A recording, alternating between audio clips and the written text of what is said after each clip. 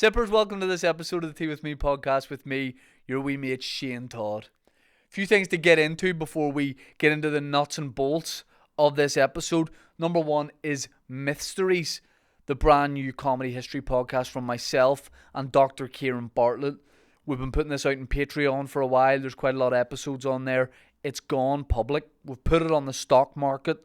Buy, sell.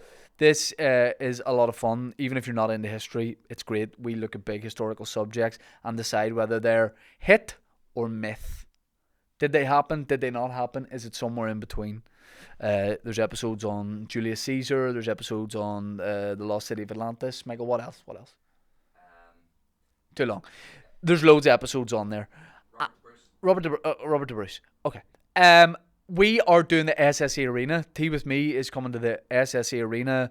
There's going to be 6,000 sippers there. At this point of recording, we released the last batch of tickets. I don't know if there will be some left by the time this episode comes out, but if there are, you can go on Ticketmaster, SSE website, check out the description for this. I am on tour doing stand-up everywhere.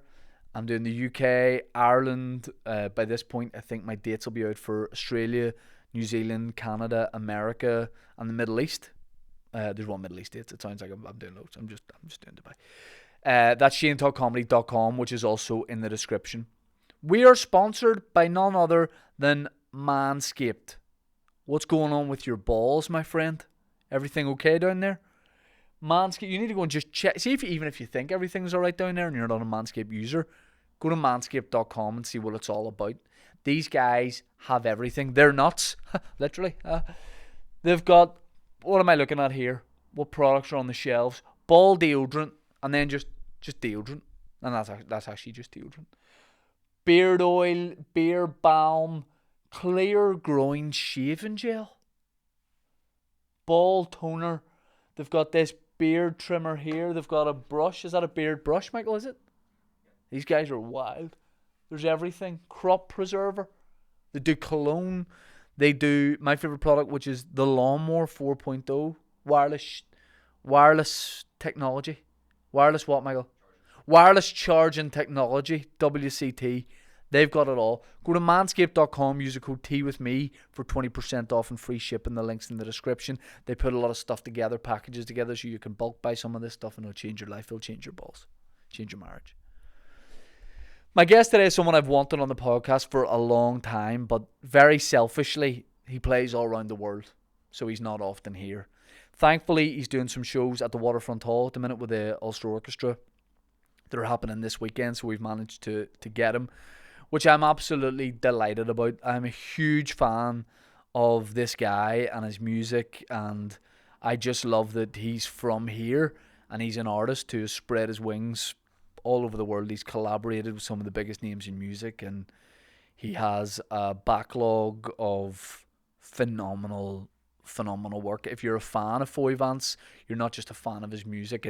It's more than that. His songwriting is so good, and then he has just the best voice as well. And it's just, if you are one of the few people, I'm sure, that likes the podcast that has not yet checked out Foy Vance, you need to do that. He is huge and just a very original, great artist, and you can tell I'm a massive fan. I tell him that in the episode. I fill up a wee bit in the episode. We sort of get deep about a few things, and I get to hear more about his backstory and just what he's all about. A great guy, a great guest. This absolutely lived up to my expectations, and I really wish I was going to see his shows this weekend, but I'm in the Moy tonight. You got to take care of business. Ladies and gentlemen, sippers, please enjoy this episode of the Tea With Me podcast with the one and only Foy Vance. There's a question I always ask guests at the start, and then I've stopped doing it for ages, but I want to bring it back. The podcast is Tea With Me. Are you a tea drinker? I like it. I like tea for sure, but more coffee. But then you travel a lot, so did you have to sort of accept that when you traveled the world a bit more, the tea wouldn't be the same? If you get me. I used to travel with tea bags, would you believe? Right. but that's going back a long way. Wee In fact, sandwich bag or something like that. do you know what? It was leaves I had, Assam. It was an raw yeah, it was an Assam. What was the blend I had? I like the blend of Assam and English breakfast, I think it was. And then I got mad into Lap Sang So Chung. Have you ever had that? Like a real smoky. It's kind of like the Lafroig of teas. So I'll be honest, I thought I knew a lot about tea, and in the last 20 seconds I realised I don't. And I hate. No, I'm just Punjana. You know what I mean? Yeah, like yeah. I'm not into like. Yeah. I haven't broadened my tea horizons really, but like Yeah. that all sounds great. But I do that thing now where I travel with tea bags, and then wherever you are in the world, they're selling it anyway. Yeah. You know, they sell the Irish and all those kind of teas. Is it Punjana for the taste, or like why Punjana? Is it just because it sounds like a familiarity. euphemism, makes you feel? It's just familiarity, isn't it? Yeah. You know, it's what keeps me. You know, my rider on tour is tea, almond milk, and water. Yeah. That's it. What's on your rider? Do you know what? At the minute, a lot of zero beers. I'm off the drink. Oh, okay. So a lot of zero beers just to make me feel like I'm still drinking. Right. How's that changed? Like, has it changed the shows in any way? Like the way you feel on stage, or like would you have had a couple of beers on stage and before and? Yeah. Right. That was the problem. Right. That was the problem. We did on the tour that I did before this. My manager had me sign an agreement, and everyone on the team signed a contract saying no alcohol before the show. But then I would have made up for it after the show. Right. Was the problem. So then the next day I'd have been hanging. Right. I guess the difference is in the shows. I don't know. You need to ask the folks that come along. I guess I'm a lot less obstreperous. Well, I don't know what that means. I'm so sorry. Just a bit. I'm less of a fucker. Right. I get that. Yeah. That's the Oxford dictionary. Yeah, I think it meaning is. of If you look up obstreperous in the dictionary, it just says "wee fucker." Right. Yeah. Yeah. I'm really nervous about this. I never get nervous doing these episodes, but I'm a massive. I'll not play it cool. I'm a massive fan of yours, and have been since. I even remember I used to do some stuff with ATL, like Cross the Line, back in the day for Radio Ulster. I would have like reviewed gigs. It was big into local music, and you did a cover of, maybe you can tell me how long ago this was, Crosstown Traffic by Jimi Hendrix. Oh, holy shit! That's going back to. I used to cover that when I was opening up for Bonnie Raitt, so that's. I was an obstreperous length of time ago. I don't know if I've used that right. When in Rome. Yeah. But I remember you did that, and I heard that on radio, and ever since I've been big into your music. And then I found out you were like you're a fellow like North Down guy. Yeah. You're from Bangor because, like, you know, if you were to listen to your music and your voice, you know, it's like when you discover someone's from here that you don't expect to be from here based on like their voice and their style of music. It's great to know that you're just like from up the road. Can you not hear it in my songs? According to Kieran Bartlett, you can hear that in my songs every now and then. What's he been saying? Fuck Kieran Bartlett. What's he been saying? Never mind. Let's go up to the studio and fuck it up. It's upstairs. Let's rack it on him. Let's go piss on his sofa. Do you know what well, it's a bit far, but we could loosen his chairs. He's at the Edinburgh Fringe Festival at the minute, so when he comes back on, he fall. There you go. No, Kieran Bartlett, honestly, terrible guy. Some very extreme political views that I don't want to go into, but not good. Yeah, but I suppose it was because, you know, I was hearing this music and I was like, who is this guy? And then I remember Googling you back in the day, and I said, he's from Bangor. And where are you from? Hollywood. Oh yeah. And Hollywood and Bangor have that wee sort of middle class rivalry. You know, we're rivals, but if it came to like an all out town war in Northern Ireland, I would be all be out with our pea shooters. We'd pair up, yeah. And conkers. Yeah. We'd come out with our conkers. Yeah. I'll show you. Well, we'd send our butlers. But you know, Hollywood and Bangor, there's like a wee bit of a, maybe it's because I played football back, there was always a wee bit of a rivalry. But I gotta say, like, the song Bangor Town almost makes me, I'm like, I feel that, you know.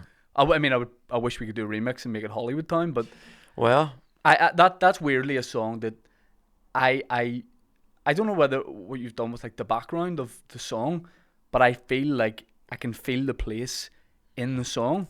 Yeah. And I feel like, I don't know if this is weird, but you know, if you go round the corner from McKee Clock, like out towards maybe where the Salty Dog is, Seacliff Road, yeah. In my head, you're singing it there. That's weird that you would say that. Honest to God, that's where I am in my head when I'm singing it. So maybe that comes across. Really? Yeah. That's where I would go to. I would spend a lot of time in those rocks growing up.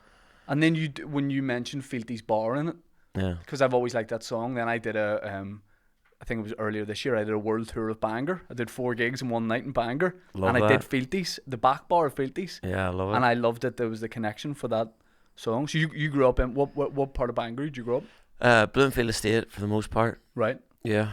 And when did you like leave? Because I don't know much about like your backstory. I just know you're from Bangor, and then see that you're traveling the world, playing music, collaborating with some huge people, and so many of my friends are fans. But I don't know where that in between bit is of like how you got into the business. And am I in the business? Still don't feel like my manager's in the business. Right. Yeah.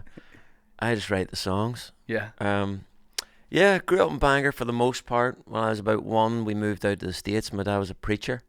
I'm giving you the full story here now. Yeah, no, I want it because I don't know it. Yeah, he was a preacher for the Church of Christ and moved us out to Canton, Oklahoma.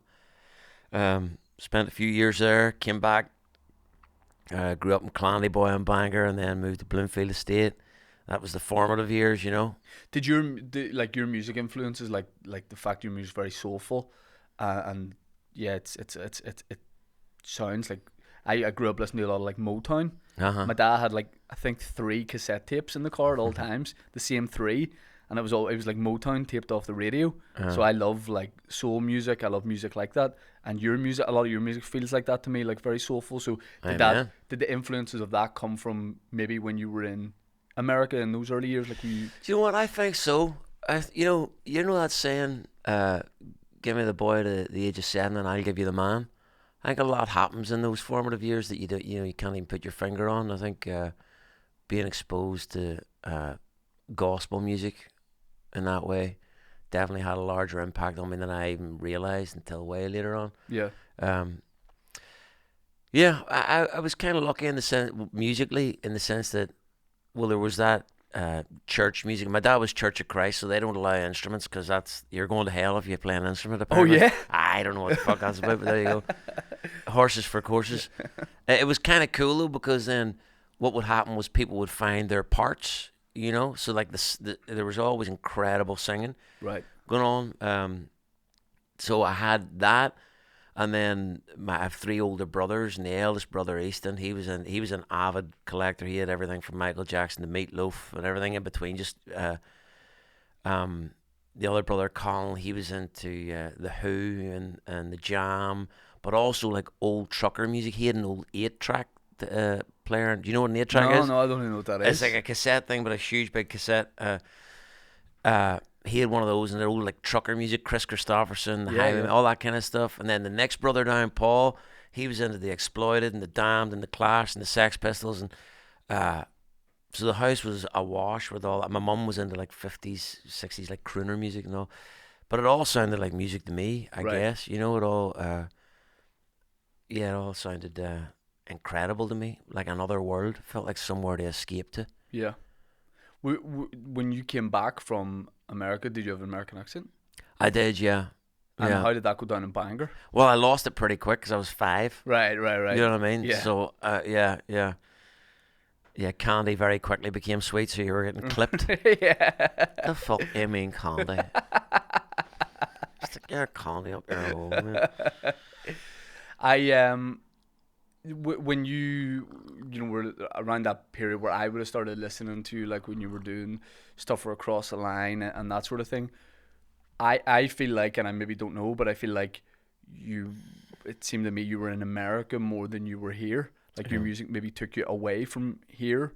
Why what was there like a reason for that, or a moment where you decided to travel more? And well, I mean, you have to travel, don't you?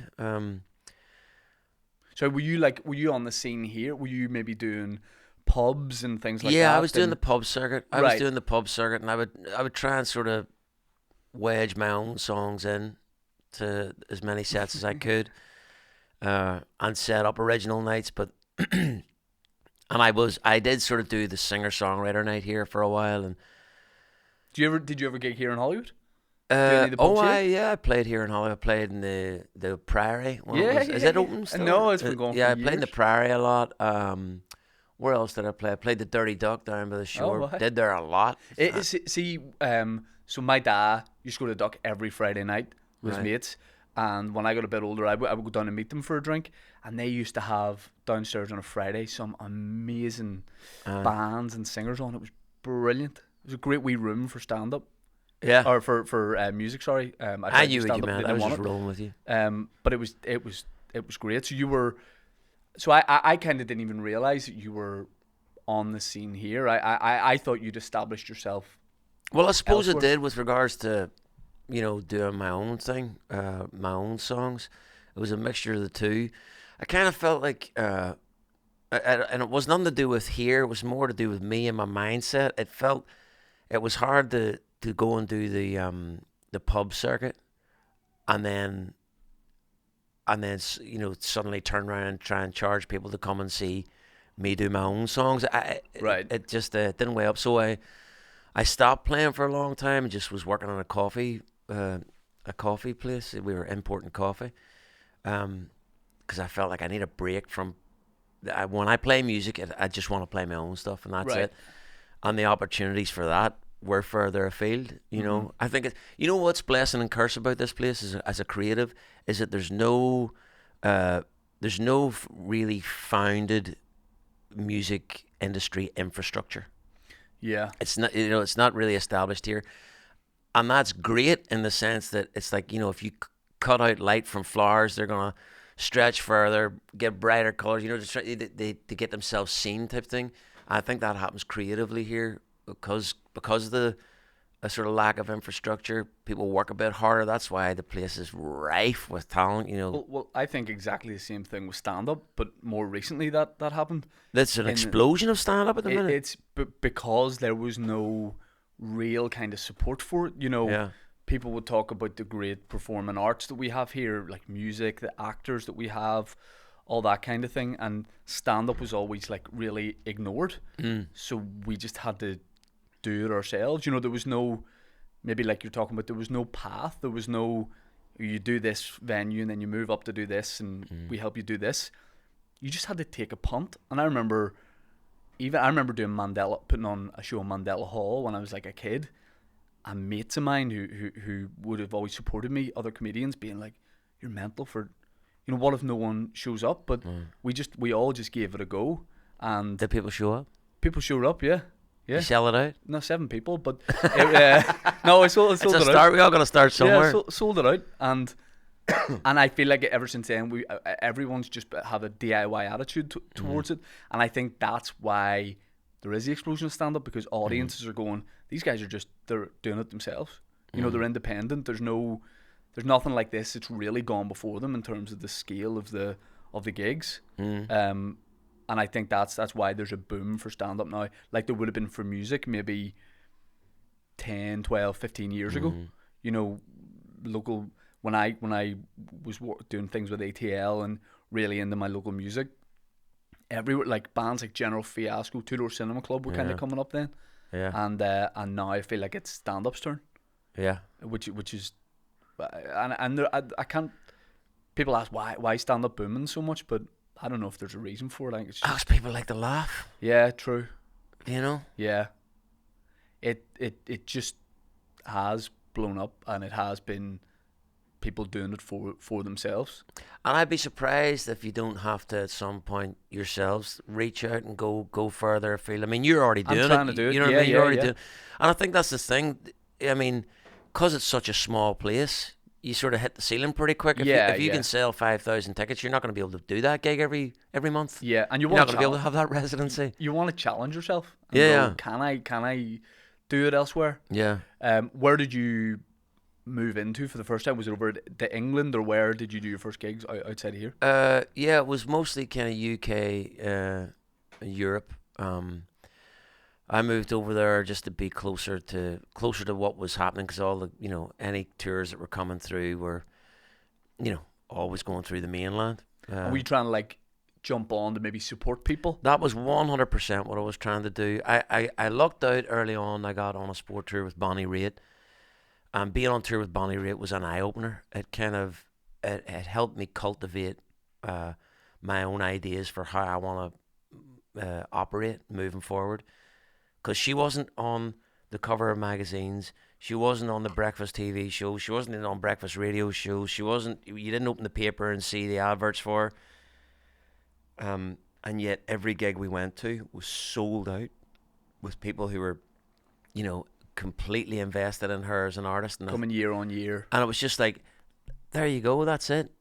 Like, she's cultivated the relationship between her and her audience directly. Yep. And I thought, well, that's the way to do it. And the only way to do that is to get in front of people. So, I mean, by the time I was releasing my first album, I was 32. You know what I mean? Is that a baldy white Irishman? Yeah. You know, singing about cancer and heartache. Who the fuck wants to hear that? Yeah. Labels. No one was interested. Right. No one was interested. My only hope was to kind of go out and play live and hope that, you know, if I figured, I set up my own record label at the time called Word of Mouth, because my thinking was, if I'm any good, then people will tell other people, and then when I come back, there'll be more people than there were the first time. And if I'm not, well, then lesson learned. Yeah. There you go. Yeah. I'll go back home and start importing coffee again. Call Russell here. Is that job still going? You know, just keep going, get in front of people. So I supported Bonnie, Taj Mahal, Buddy Guy, Tori Amos, kind of a very wide variety. Joss Stone, like anyone that wanted an opener, I would go and open, because I was thinking, well, I'm still doing that right now. I love that. Isn't it killer? Because it's someone else's audience. Exactly. Any of the American comedians that are coming over here, which partly because of the boom of local stand-up, international acts are, well, let's check out Belfast. And last year Kevin Hart did shows over here, so that's made them all go, oh, let's do this. Where'd he play? The SSE? We did 24 shows in the Limelight and Lavery's. He was over. Stop. I swear. I mean, any opportunity to talk about this. 24 shows and 24. He was overshooting a Netflix movie for 3 months. Someone phoned me. We have the same agent, but I feel like we're at different priority levels. What makes you think that? Is it because you're white? So they said, they go, listen, Kevin Hart's coming over to shoot a movie for Netflix for 3 months in Belfast. He might want to do a gig when he's over here. Would you be interested in doing the gig with him? I said, we'll see. Ask me another time. I said, I'll do whatever. I'll do his laundry if he wants. I'll make him his dinner, whatever. You know, I was like, you can come to my granny's house for Sunday dinner, and she died years ago, but I was just panicked. Has anyone got a granny? And they said, you know, big it was like the big boss American agent who's not even my agent. He goes, you're going to be Kevin's Belfast best friend. I was like, this is unbelievable. Wow. So we thought he wanted to do one show, so we did I think it was Lavery's, middle floor in Lavery's. What is that hold? Like 100 people? 100 people.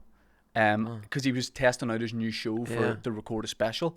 So I opened for him, and then the night after, his manager said to my promoter, we'll do another one next week.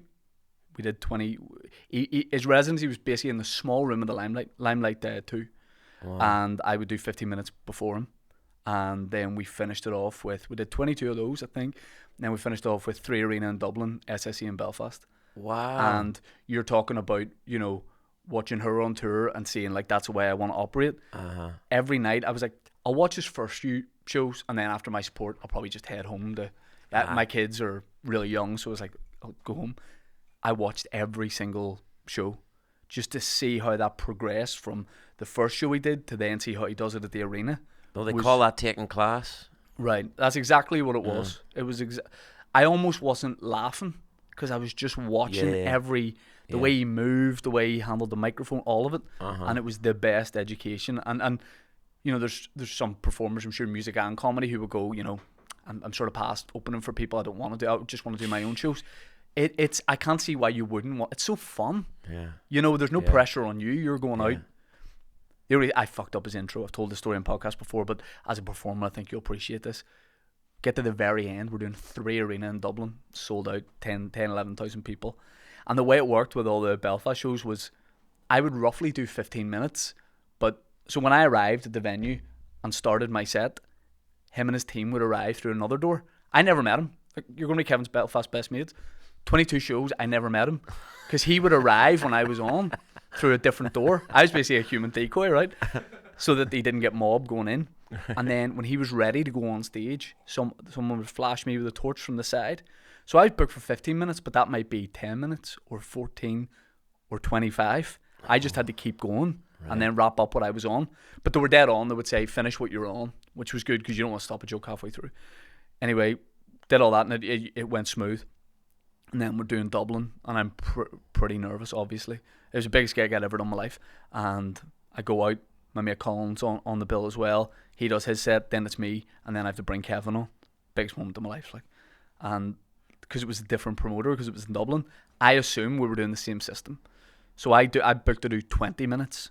So at 19:30, 19:40, I've done the punchline to my bit. It goes over, and I'm like, right, happy days. That's 20 minutes.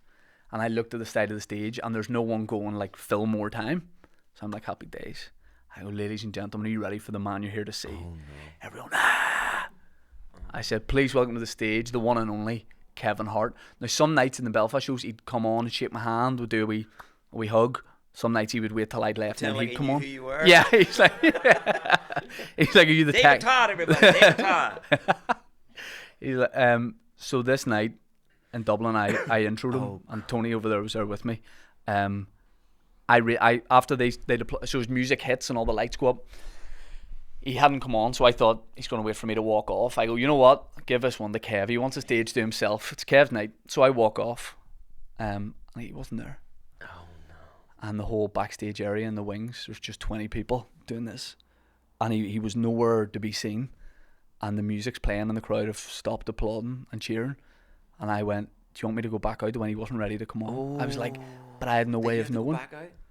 My toes are curling. We waited about 2 minutes, and then they went, go and introduce him again. And he arrives down, tucking his shirt in. He was just getting dressed. And I had to go back out and go, ladies and gentlemen, Kevin Hart. And I thought, I'm done. I was like, the agents are going to drop me. I'll not get to do Belfast the next night, the SSE Arena. And I can understand why. I fucked up his intro at an arena show. It was never mentioned again, bar his tour manager from America, who just came over for the arena show, said to me before Belfast, he went, you the guy bringing him on? I said, yeah. He said, once is a mistake, twice is a habit. And I went, okay. And then I nailed it for Belfast, and all was good. But it was never mentioned. That's a good saying, isn't it? Yeah. Once is a mistake, twice is a habit. Yeah, made me go all scared and all. I was like, oh, I'm sorry, mister. And all. Yeah. He's younger than me. I was like, I'm so sorry, mate. Yeah. But I couldn't be talked on. That night, everyone's like, don't worry, it's fine. I couldn't be talked on. I know. It was the most... Have you had have you had a problem on stage with a tech anything you... Yeah. I'm trying to think of... See, I feel like it's more difficult for a musician because I can talk about... Well, I guess you can too, but I mean, I can make a joke about it and that kind of thing, but... Well, I would often do that if things go awry, just kind of talk shit about it for a minute and try and get out of it, try and charm them. Yeah. But yeah, that kind of stuff happens. I can't think of anything that I can say on air. Right. Yeah. Maybe with the 0% beers now, they're going to be less there'll be less of that, less mishaps sure. and that kind of thing. It's more kind of things that I've said on stage. That's the first things that come to mind, or things that I remember the night that I said that. Probably when you were starting, and even when I was starting, whatever you say on stage is not a problem because there's no one has the phones out. Yeah. But now everybody at the concert has the phone out. That was one thing on that tour that amazed me. They made you check your phone into a magnetic envelope. Yeah, so no one had the phones out. Love that. Do you see that more and more? The people have the phones out. Oh yeah, of course. I mean, but that's been the way for a decade. If not longer. It was a strange change. Initially, I used to kind of say, "Here, keep your phones in your by your side, and don't be here, be present. Don't be on your phone. Don't be watching the gig like that." Yes. And then realized it was a diminishing return. People just think you're a fussy bastard, and I guess, I probably was just being a fussy bastard. But at the same time, you're trying to say, no, this is for you. Yeah, if any of us could pick, we would want the phones away because be here. They're not present. You may as well be at home watching if you're watching it through the phone. Especially with a gig. I mean, at least with a film and a comedian, it's going to come across the same. Yeah. But a song. Yes, yeah. It's gonna sound like shit. You've made music videos for these songs. They're better than someone's recording from the back of the SSE. Put your phone away and do you get heckled at shows? Like, do you hear things being shouted out, or with everything that's going on and the band and that kind of thing, do you not hear No, I hear it. Yeah. anything thrown you off? I'm sure. Because I imagine you probably have people when you're gigging in all around the world. There's probably always at least a few people in from here. Oh, aye. That have come to see you. Do you hear those? You know. Aye, but it's usually just some old bullshit. You know, like, I know your cousin. Yeah. Like, what are you gonna do nice with that? one. Yeah. So this next song is, you know, I don't know what the. All right. Yeah. I'm from Bangor. Yeah. Good. That's well done, you. I had a guy every year at solo shows would shout, "Your dad nicked my lawnmower." Every Did year. your dad actually like? Probably. He probably did. That's Did you the never thing. get Like, to the bottom of it? I'd have wanted to get to the bottom. never of got to the bottom of it. I said to my dad, he's like, probably might well have. Might have happened years ago or something. And I used to have a back and forth with him, and I'd wait. I'd be doing like the waterfront or something where you're playing this weekend, and I'm trying to relax, enjoy the show, and I'm like, this fucker's going to any minute. Every year I'd have to come up with a new response for him, you know, to cut him down. Yeah. But he stopped, so I think my dad's maybe like gone and made it right, you know, being the B&Q and just sort of. But I think it's a. I mean. It's like shooting fish in a barrel, really, isn't it? And we've got a microphone, and there's a room full of people that are paid to come and see you. I mean, you don't need to say much other than no one wants to fucking hear you, mate. Yeah. And then that's the end of that. What was the first gig you did outside of here? Was it over in England, or did you go somewhere further afield? I'm trying to think. And also, did you have like musician mates from here who were also at the same time trying to break through as well and going away from here? Maybe I did. Did I? I don't know. I never. I was always sort of just doing my own thing. Anyway, I know that I never really plugged into the scene as such. I mean, there's more of a scene now, more of a kind of collaborative scene. There has been over the last decade. Bands coming together, putting on their own events, and all helping each other out, playing in each other's bands, all that kind of thing. But you seem to have been doing that for a hell of a long time, like always being involved with other musicians and. Yeah, well, that was I had to kind of, you know, that was I had to carve that out as a reality, because it wasn't necessarily the way when I was first coming up. It was just singer-songwriter nights, every man for themselves, and I don't know if I was talking about this last night at the show. Like, singer-songwriter nights, they can be the most fucking boring nights. Right. Yeah. You know, just like where the intros to the songs are even longer than the songs. Right. Right. You're thinking, like, just sing the fucking song. Like, is it, if it's not in the song, if we can't get it from the song, we're not going to get it from your intro. Yes. And everyone was just kind of, I don't know, on their own kind of band. So I guess I did the same. I just got myself out of Dodge. I wanted to be away. I don't know why I wanted to be away. I don't know if I thought it would be better to be away. Like most Irishmen, you know, we need to leave here before we realise what we've got right at our feet. Yeah. So what age were you not living in Bangor then? What age were you? Was it like in your 30s? No. I got married at 23, and I moved to Lanzarote. Oh, why? Yeah, for a year, just to get away. Again, it was like the plan was to just get away from the playing 6 nights a week in the bars. I just went and played 6 nights a week in the bars over there. Well, why not be in Lanzarote? If you're playing music 6 nights, why not make it in Lanzarote? Yeah, I guess there was something about kind of going and then trying to spend the days writing and trying to, you know, trying to get under the hood of songs and all that. It didn't really work out that way, or it didn't work out the way I planned anyway. There's not a lot happening in Lanzarote. No, I got pretty good at surfing. Right. And batting ball. Oh, yeah? You know, beach batting ball with like a sort of squash ball in the back. I got pretty good at that. Were you thinking then it was between that or music? I was thinking, Like, how go much to the money can Olympics I or make something? as a batting ball player? And there wasn't much in it. Yeah, it doesn't like you can't play badminton, you can't do tennis, just beach batting ball. Beach batting ball. Yeah. Beach batting ball's a lot of fun. You don't see anymore. You know the sticky pad? Yeah. Sticky pad and the tennis ball? Yeah. Like no matter what's going on in your life. I like the one where you got to put it in your head. And you Haven't catch seen it. that. Have you not seen it? It's like Velcro around it, and you catch it with your head. Oh yeah. Yeah, you look like a right fucking bell end. No. But it's a, Yeah, like the ladies aren't watching that, being like, "That's a sexy I bastard." know. Look at that. Oh, jeez, he's fucking gorgeous, him, isn't he? I like the look of him. There's no groupie scene No, there's no for the groupie bat and scene. ball head guys. You know. No. Head the balls. Right. Yeah. Lanzarote. Yeah, I went to Lanzarote a few years ago with my dad for a lads' holiday, and there's not a lot going on.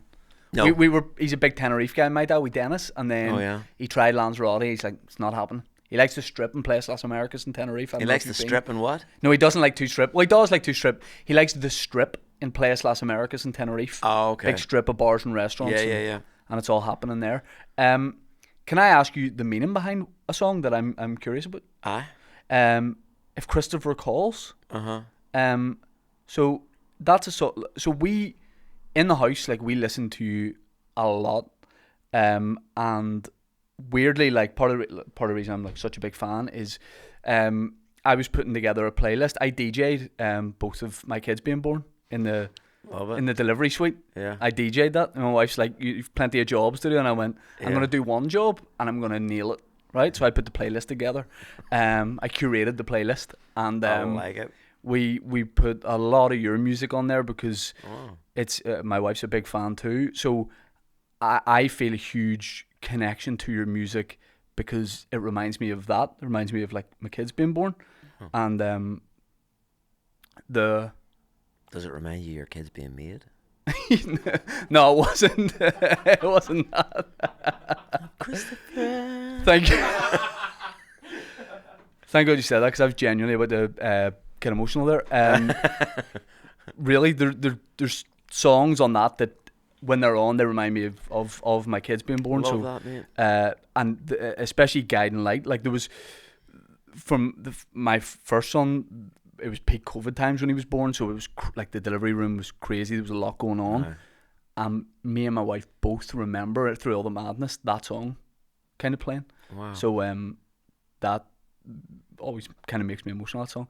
And then today on the way to the pod, I had a playlist on, and that's When Christopher Calls is a song I really like, but I can't really work out what it's about. Yeah. Oh, it's a dark one, like. It's my second ex-wife, the second of the wives that I fucked up. It was her dad passed away. Yeah,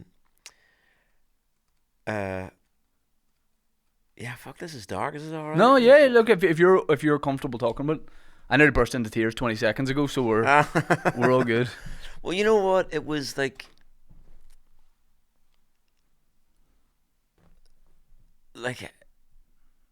I've always been fascinated with hope, the idea of hope. Hence the first record being Hope, because hope's a heartbreaker. Like, when there's hope, when you have hope, when there is no hope, that's the greatest heartbreak of all. Yeah. Almost. And it was basically a situation like that where my ex-wife, her dad had passed. She called me and she was telling me what had happened.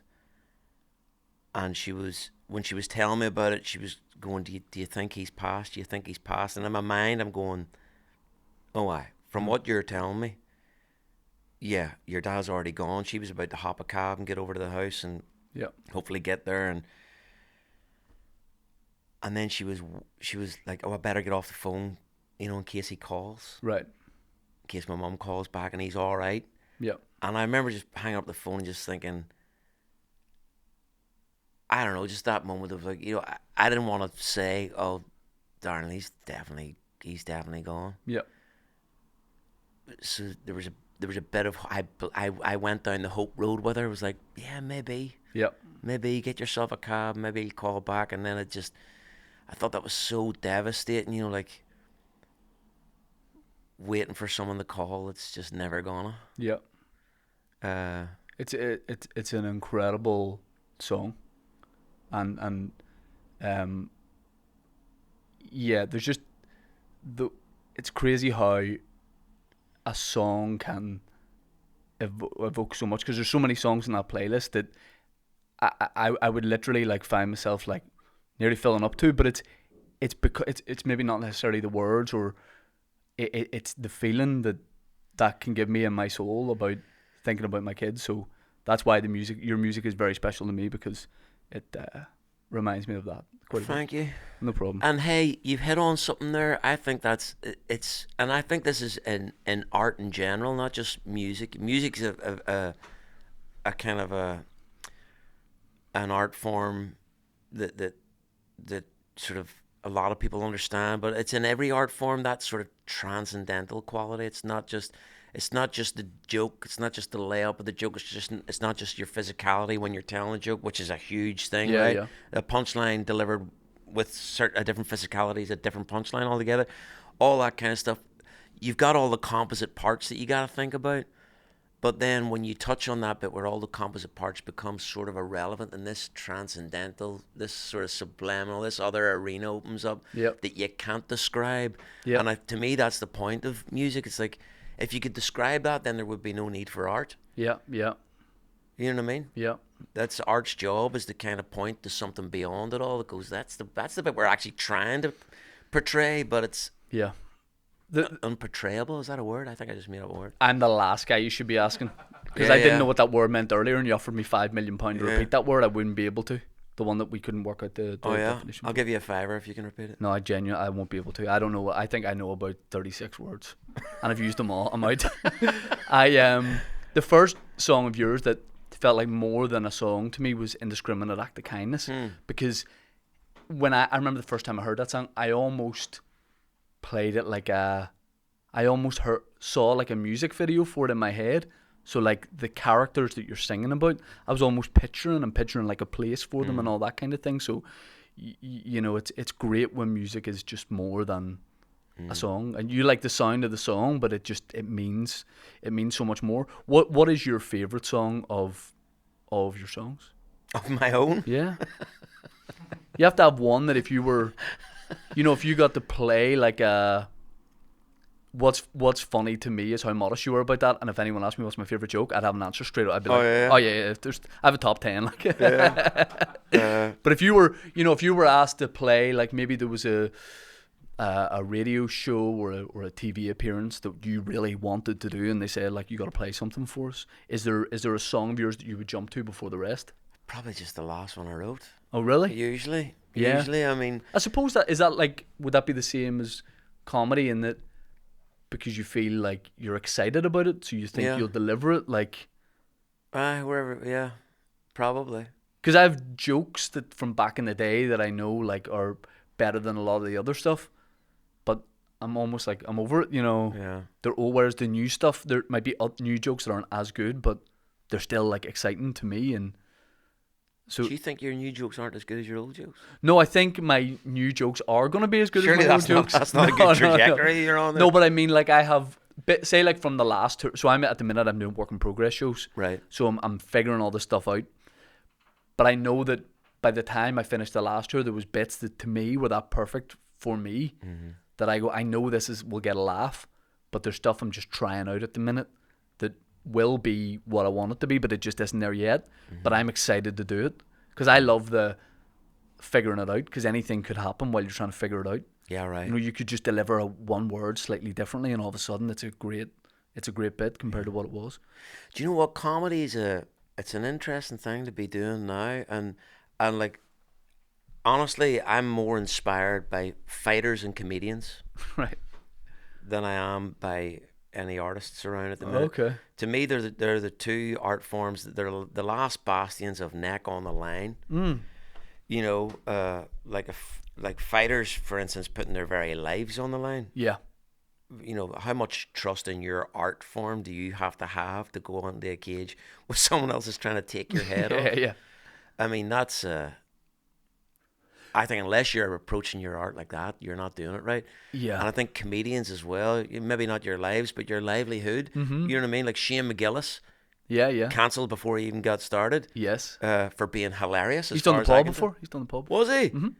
This was Zoom times where, like, you could get, like, people were like, yes, because they could do it, at home. But he's done the pub before, and we chatted about that. He was doing Saturday Night Live, and there was an old podcast episode he done And yeah, I guess the cancel culture sort of movement came after him, and now he just did Vicar Street in Dublin last night. But he's huge. He's one of the biggest comedians in America now. I mean, I think if you overthink it when you're on stage, you wouldn't be funny because you'd be so worried. Because anything I say can be taken wrong by anyone. Yeah. So there could be someone who comes up to it. Happens very rarely, but it happens. Someone could come up to me after the show. You know, I might have a bit, for talk's sake, I don't on this tour, but I might have a bit about getting into an argument with someone in a wheelchair over a parking space. That's a hypothetical situation. Someone could come up to me after and go, I didn't like that, offended me, you can't do that. But I'm saying, I can't then do any material because anything could offend anyone, and I can't approach it like that. Nothing I do, I'm not a shock comedian. I don't have anything that tries to offend, but of course some of it's going to offend some people. But I don't think you can be, if you're worried about being cancelled and that kind of thing, it will get into your head. All right. It could happen at any. I don't do like a word for word script. I've never done that. I used to when I started. You know, like it was almost a monologue. Right. And now I have a beginning, middle, and end for my jokes, but in between, anything could happen because that excites me. I would hate to do the same show over and over again. I would get bored of it. So what I like at the minute is anything. I could say anything. I could definitely say, I have to go into every gig knowing that this could be my last gig. You know, it's that easy to say the wrong thing, but I find that, see, when I'm home, like last night, I said some things that I got off stage, and a couple of people were like, you shouldn't have said that about your ex-wife. But to me, it's like, especially where we come from, I mean, it's like, it's the most offensive thing you can say sometimes is the funniest, and it's not because people are, it's just like the thing that you shouldn't say. Yeah.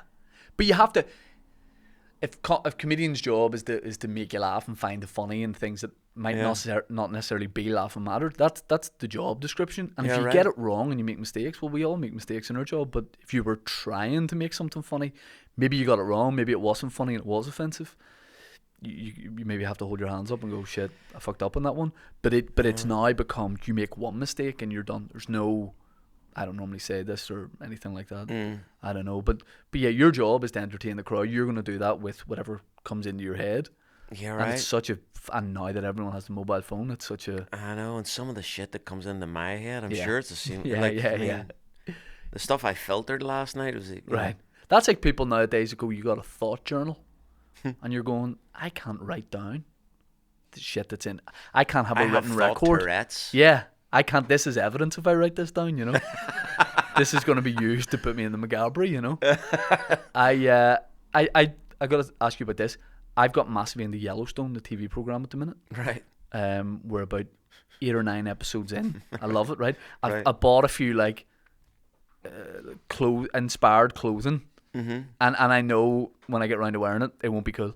Right. I'm buying a few outfits and going, did wear this in Yellowstone, and I'm remembering I live in Hollywood, you know. Yeah. I'm not rustling cattle, you know. But you've done a song with Luke Grimes, who is Casey in Yellowstone, which is so cool to me. And it's like, you know, when two worlds collide, and you're like, where's this come from? This is great. Like, that felt like a Truman Show moment for me because I'm such a big fan of yours. I'm start watching Yellowstone, so I think I'm in a TV show. And they've done this just as like a treat for me. You know what I mean? We did. Yeah. Congratulations. Yes, Happy birthday. So I saw on his Instagram, he's a big fan of yours. And he hadn't, correct me if I'm wrong, he hadn't put out music publicly or that kind of thing. He hadn't, no. And then he gets in touch with you and you guys make this song, which is fucking great. Yeah, it was originally a mate of his, or a mutual friend, this guy Jeff, had... hooked us up on text and whatnot, and we were meant to write, but it just never worked out. The stars never aligned. But then I wrote a song with a mate of mine, Elsie, that Hold On song. Yeah. And Luke heard it, loved it, and cut it. I was happy enough with that. I was like, well, there you go. We were texting each other back and forth. I was saying, there you go, mate. But at least I'm on the record in some shape or form, because we had hoped to write together. And we still will, please God. But then when he reached out to do the duet, it's of course. It's excellent because you sort of see that and you're like, you know, you can go, all right, he's Is it that he's on this TV show, so he thinks he's going to try music? You know, that could be like a terrible record. If you hadn't told me who it was, it's a fucking great, great song. He's beautifully sang. Yeah, he's a great singer. You know who else is an incredible singer who I would love to do a record Kevin with? Costner. No, that'd be interesting, wouldn't it? Oh, you and Costner cutting an album? You and Call me Costner Kevin. cutting an album? He watches. So. I heard he's a big fan of yours. Yeah. James Marsden. You know Oh the yeah. I just watched the courtroom thing with him. Have you seen this? Did you watch it? I haven't seen it all, but it's fucking hilarious. One of the best. He's amazing. Yeah, he's great. Well, so me and him are going to do a track. Incredible singer. He was in Hairspray. Is he? Yeah, I haven't seen it, but he's Corny Collins in Hairspray in the remake. And he's got one of those voices that levels a room. Right. And funny because he's such a chipper dude, but then the only thing he only sings like sad, morose, dark songs, right. You know. So you and him going to work on something? I'd love to. We've talked about it. You could just like your favorite like actors and stuff. Co-writer to the stars. Yeah, you just get in touch with them. Just make a track with whoever you want. Yeah. That and we'll call Kevin next. Yeah, I bet you Kevin Costner can sing. Even if he can't, we'll just get him to talk. Yeah. Do you watch Yellowstone? No, you don't. No. It's a really thing good. Because my girlfriend who's from Texas, her and her family love it, and they sat me down one night in Scotland to watch this. They were all excited. Right. But it was season 5, which in fairness is the wrong time to join any show. Yeah. Yeah. Yeah, episode 5, season 5 is not the right time to come in. No, it was episode 1 of season 5, but even still, you know, I was making jokes and looking around, and none of them were laughing. I was going, "Oh wait, you." Oh no, you're not. Nobody sees the irony in this. You're not a talk during the episode guy, are you? No, only if the show is shite. I like to think you then showed them give my headpiece. You're like, you just need to watch this. Oh, because it represents us. If you're gonna make me watch this, a load of white Americans talking about how their way of life is taken away from them. Nobody sees the irony in this. They're like, who's Uncle Andy? You're just showing them that. Oh dear. Pain in the hole gang. Who have you? Because you've worked with so many like great artists, has anyone like made you a little bit stuck? You strike me as a guy who wouldn't get starstruck, but has anyone like you been in a room with someone, been in a studio with anyone that's like proper made you nervous? No. Nervous start. You know, the one time that I thought I want a selfie was with Magic Johnson. Oh yeah. Yeah, sports. If I was to see Ronnie O'Sullivan, I'd be like, someone introduce me. Somebody introduce me quick. Like someone like that. Where did you meet Magic? I was doing a benefit gig in the House of Blues in LA. I don't even know how I got the gig or what the deal was, but I was doing the music and he was the speaker. He was the guest speaker, and I stood in line. Right. And got all tongue-tied and all. Yeah, that's the only time I can think of even thinking I want to get a selfie with that person. Yeah. But no, not musically, no. Right. Because when you do come home, obviously, like, it's such an event. How often are you home? Are you just home for shows, or do you spend time here? I'm just home for show. I'm not even here. Yeah.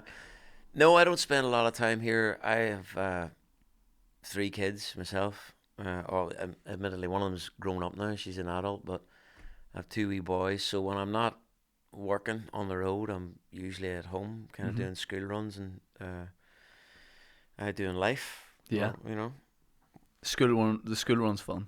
It is, isn't it? Do you know what I found? We do like a old school dance soundtrack for the school run. Oh yeah. Me and my boys. Now they've only started nursery like this week, and that's how I started, just by chance. We were listening to Zombie Nation or Maniac 2000 or something, right? Because I was playing that on my way home from a show. So now every day we just like get a full rave on the way for the school run. I don't know either of those names you just mentioned. You don't know Maniac 2000? Well, maybe if I heard it. What's it go like? By Mark McCabe. No, I don't want to. I'm not going to sing in front of you, but if I have to, no, shut up, Tony. No, I don't. I don't want to sing in front of you because Come on, sing. because I don't have time to cut a record, and you're gonna listen to me sing, and then be like, all right, we have to do a track or whatever with your Hollywood Town. I don't know. I'm just spitballing, but no, you don't. Come on, you have to know Maniac 2000. Mike, if I play that, just play a second of that. My phone will we get copyright strike or anything? It'll be fine. Okay. Well, can we not cut it out? No, we can't edit this. No. No, we can put it in. Maniac 2000 is like the dance anthem for like my generation. It's by a guy called Mark McCabe, who's a DJ from, I think Mark's from like Dundalk or somewhere. Right. And this is like the ultimate, like when we were going to discos and stuff. Maniac 2000, just like Maniac 2000 did so much for the peace process because it was one of the only tracks that both sides were like, that's a belter. Like, Oh yeah. that's a belter. Yeah. Stop throwing stones for a wee second here. Yeah. That's fucking okay. Maniac 2000. Here we go. If you don't know the first few bars, then you won't know it. It was recorded live. Here we go. I never thought I'd be doing this for you.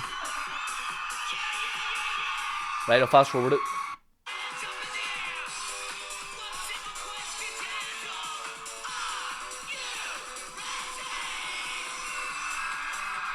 She's a maniac on the floor. I think it's a rework of an old 80s song. Yeah. She's a maniac on the floor. Yeah, that's an old song for. So this is, honestly, get into it. Think about it for the school run. Yeah, I'm writing that down as we speak. But yeah, I guess you're just doing like real life things. Where so do you live in? I live in Scotland. Oh, okay. Yeah, up in the at the foot of the Highlands. Yeah, because I see so many like live recordings you do from there, and yeah. So that's like, is that like the places you live? You live like proper like. That's exactly where I live. I've been in Dingwall. Yeah. Yeah. Look, I did me and a guy who plays for Northern Ireland went to look for the Loch Ness Monster for a video. The IFA, basically like Northern Ireland football team, we do social media videos for us, and I went, yeah. They went, do you want to just like interview the players about football? And I went, nah, let's do stuff that's a bit wacky. And one of the guys, Liam Boyce, had just signed he's from West Belfast, he just signed for Ross County, up near Dingwall. And I said, why don't me and you go and look for the Loch Ness Monster and we'll film it? And we did that, and then I didn't really do any more videos for the IFA. It's not what they were after. They're like, well, you we didn't don't want find this. it, so you know what I mean? We did. Oh, did you? We did, yeah. I don't want to spoil the video for you, but we found it. Her name's Sheila. It's in it's in Dingwall. What do you do when you come home? Is there like a place you'll go to? Is like a ritual? Like, is there a restaurant you like, or a? The water, the Tay, the water. Just walk down by the water for sure. There's something about Aberfeldy's great because it's just like there's a glorious lack of human intent. Right. And it doesn't take long to get there. Yeah. You know what I mean? Yeah. The bottom of my road, I'm by the river, mm-hmm. and you may as well be a million miles away, you know. And that's very leveling, very settling, kind of. Like, you ever hear people talk about, you know, the silence is deafening? Mm-hmm. It can make you go a bit crazy, which is why people up there tend to be a bit feral. Right, yeah. You know, it's it can be wild up there, but... I stopped on walks. If I go for like a walk, I stop listening to headphones. Yeah. And I enjoy the walk so much more. Yeah. Because I'm like listening. I'm listening to nothing. That's the pace of life. Yeah. That I think we're meant to be used to. Not Yeah. Now we're used to kind of 3 seconds of clip. A load of people died. A cat fell into a pool. There's those shoes I like. You know what I mean? Like, yeah. Do you it must be great to have the following at home that you have, because there are so many people from here that are playing all around the world and have done that are maybe just, you know, bigger in another place, where and they maybe lose that connection from home.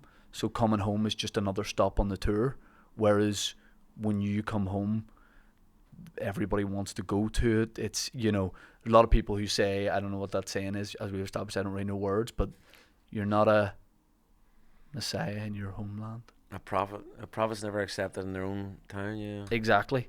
So because you know, left here like when you were young and went around the world, it must be great to have the following here that you have, even though like you're not living here. And yeah. because Well, this is still home. It still feels Yeah. like coming home. You know Yeah, what I of mean? course, of And course. it's still kind of. And I do have to I have to watch myself when I'm doing home gigs because I feel like I'm talking to mates yeah. all the time, even though it's probably a room full of people that I don't know. You know, for the most part, it feels like I feel very comfortable. Mm-hmm. You know, home gigs are very different to gigs anywhere else Yeah. in the world. What's your favourite Belfast venue? Everyone I know has a different answer. Prefers a different. Yeah, do you know what? I was asked this the other day, and like the first ones that come to mind were the Rotterdam Bar. I used to Okay. love playing the Rotterdam Bar. Just the, low ceilings, stinky, Yeah. packed, sweaty. Yes. The Menagerie, I used to love playing the Menagerie. Yeah, they stand up once. They tried to get a comedy club going once there. Yeah. Didn't really work. Um, It's in the holy. It's like in such a weird place that it's Yeah. in the middle of the Holy Lands. That's right. Yeah, just off the Armour Road.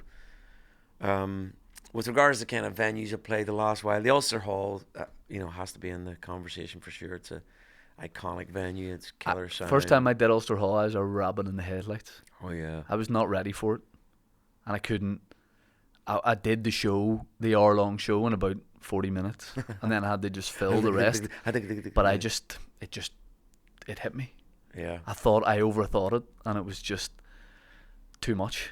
The second time I did it, I felt way more comfortable on stage, but the shock that I had the first time I did that, I also didn't know about when you deliver a joke somewhere that size, you got to let it sit before the laugh comes back. Yeah.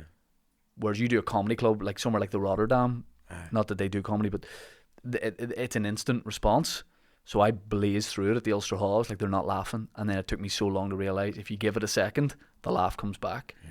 So I cringe when I look back at like the first gig that I did there. I would love it if you could move your Sunday night show to Monday, because I'm doing Bangor on Sunday night. Well, Sunday night I'll be back in Aberfeldy, so I don't have. Oh, have you're a show. Thursday, Friday, Saturday. Yeah. Fuck. I'm in Newcastle. I'm in the Moy tonight. Oh yeah. Yep, up in Tyrone. I'm in the Moy tonight, and then Wall Garden in Bangor, which is Oh, one of my favourites of the year. Open House Festival. Oh yeah, that's a The great Wall festival. Garden. Yeah. Oh, so well ran. Crowds are brilliant. It's bring your own booze, but no one they're like so civil, and Very I love that Bangor. gig. Very bad. People bring your own, but it's like and they're like smuggle. I thought it was gear, but it's like cheese boards and all they bring in. People bringing in brie, but I love gigging there. Bangor not actually, the Wall Garden, but because there isn't a regular comedy club in Bangor. It's such a big place, but there isn't a regular comedy club. So any opportunity, the Courthouse. Have you done the Courthouse? They've just done it up. I've been in it, but I haven't played in it. I was there last week. It's great. Yeah. It's so good. Yeah, I'm gutted. I can't go to those shows, but Tony, what night are you going? Tomorrow. Tony's Oh going yeah. tomorrow. Yeah. Good man. I'll Tony- try not to fuck it up.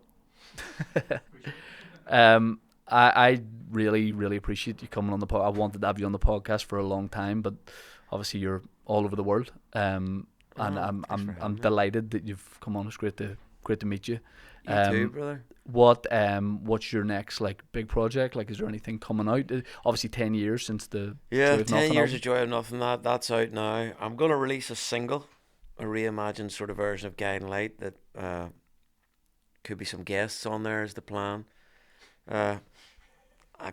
We've got his number, right? Yeah. Yeah. 7. Yeah. I'm not going to charge for that, just to let you know. Good man. Yeah, Steve, write that down. I'm not Don't gonna worry, charge we're for not that. going to call either, so it's good. It's a win-win. Got that coming out, and next year I'm going to do some more. Go back in the studio. I've had this idea for a while of songs unsung, because I write with a lot of artists, and then those songs don't always make their records, but they're good songs, and they're just sat in a hard drive somewhere. I'm thinking, well, that's a waste of a song. Oh, okay, right. So I'm thinking maybe I'll just release them then. If you aren't going to release them, can I? There's talk of doing that. And I've had my first outing as a producer for Bonnie Bishop. I've just produced her record. We just finished it. That'll be out next year. Other than that, we'll see. We'll see. You know what me and my manager were talking about today? What? What do we do? Going on tour, and I used to bring spoken word artists to open up for me, like Right. Polar Bear Poet or... Great. That was a big thing back in the day that they don't do anymore. Yeah, right. Like poets would open for bands. Yeah. things like that. Well, the idea of going with a comedian. Where are we going? I don't know. Where do you want to go? Everywhere. Nashville. You said you want to go to Nashville. You've never been. Right enough. Can we do a show in Nashville? Let's do it. I would love that. Let's do it. No, I wouldn't charge for music, but for comedy, I would need something like. Cause Oh, yeah? I need something like. Yeah. Even like my dinner or something would be class. Aye, listen, we'll get you a vanilla coffee and some Twinkies. You'll be fine. Here, that'd be really good. Yeah. I would love that. I'll do 15 minutes, something like that. Yeah. And I'll do 10. Yeah. Yeah. I'll do it. Yeah. When? What date, Steve? That's verbal contract. Foy, thanks so much for coming on. I appreciate Thank you. it. Thanks a million.